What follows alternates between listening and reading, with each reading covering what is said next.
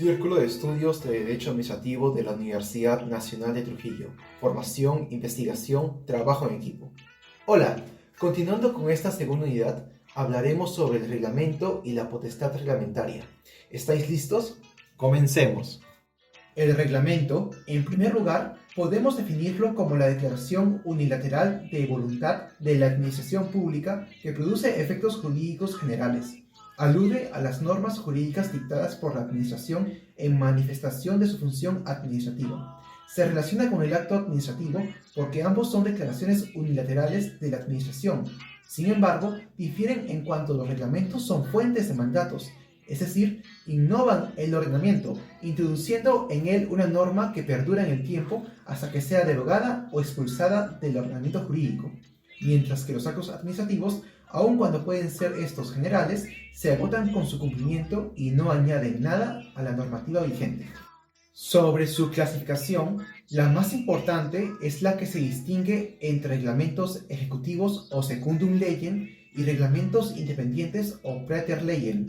Se llaman reglamentos ejecutivos a los que se dictan en ejecución de una ley preexistente, detallan, desarrollan o complementan los preceptos legales o preparan la ejecución propiamente dicha de la ley, disponiendo los instrumentos técnicos necesarios. En cambio, los reglamentos independientes son aquellos que se dictan sin una ley previa a cuya ejecución se atiende, regulan materias de las que no se ha ocupado el legislador o de las que se ha ocupado de manera fragmentaria.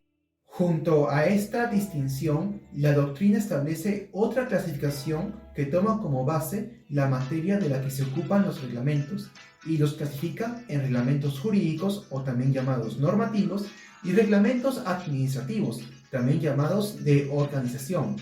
Los reglamentos normativos o jurídicos son aquellos que tienen por objeto crear un derecho nuevo o modificar el derecho existente en cuanto a los derechos y deberes de los ciudadanos se dictan en virtud de la relación general de sujeción que existe entre ellos y el poder público, de la llamada relación de supremacía general.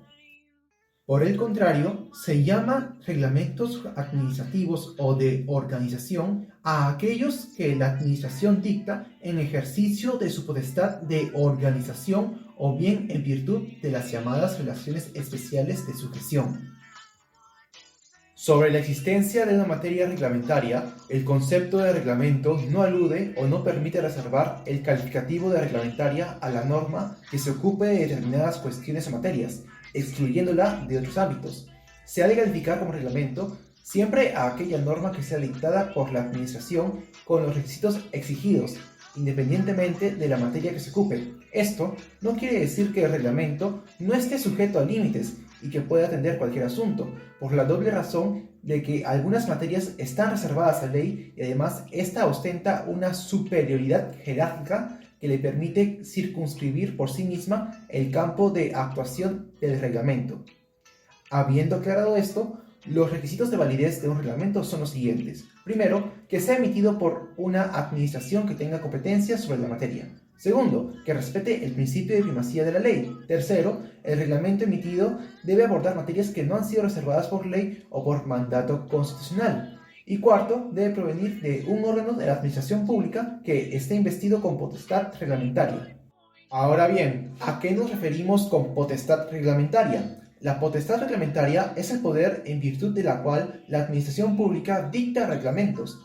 Es una función propia de la administración pública y se justifica por motivo que el legislador no puede ocuparse de todas las materias que requieren una regulación por el poder público o que no puede hacerlo con el rigor y detalles suficientes, de modo que muchas cuestiones deben ser reguladas por la propia administración que dispone de mejores medios mediante reglamentos que completen o desarrollen las leyes o que, como ocurre en muchos casos, que cubran el vacío que resulta de la inexistencia de la ley.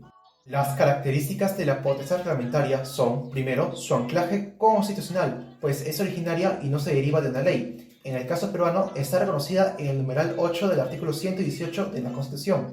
Segundo, es una naturaleza normativa, pues tiene características de una norma jurídica. Es abstracta, de carácter general, objetiva e impersonal. Una vez publicada, obliga a los tres poderes del Estado y a las entidades públicas de los tres niveles de gobierno. Tercero, es la subordinación a la ley, pues se deriva de la supremacía jerárquica de la ley respecto al reglamento, artículo 51 de la Constitución. Esta tiene 4 manifestaciones: una formal, que es la posición de la ley jerárquicamente superior al reglamento; una sustantiva, pues los contenidos de los reglamentos no pueden contravenir ni desnaturalizar normas con rango de ley; una objetiva, pues hay materias que la propia Constitución reserva al legislador, no existiendo reservas para materia reglamentaria, a excepción del reglamento de Congreso; y una directiva, que la norma con rango de ley indica el camino que va a seguir el reglamento, determina y condiciona el ámbito del reglamento. Finalmente, la última característica es la discrecionalidad en su contenido, pues pese a que la ley establece parámetros, la administración cuenta con flexibilidad para poder desarrollar sus contenidos. Sobre el principio de legalidad y potestad reglamentaria, si bien el reglamento encuentra un límite cuando la Constitución haya establecido las materias que quedan reservadas a la ley, el principio no excluye ciertamente la posibilidad de que las leyes contengan revisiones a normas reglamentarias que autoricen al gobierno el dictado de cuantas disposiciones sean necesarias para la aplicación de la presente ley o remitan a una ulterior regulación reglamentaria, pero sí excluye que tales revisiones hagan posible una regulación independiente y no claramente subordinada a la ley, lo que supondría una degradación de la reserva formulada por la Constitución en favor del legislador. Finalmente, ¿cómo controlamos la legalidad de un reglamento?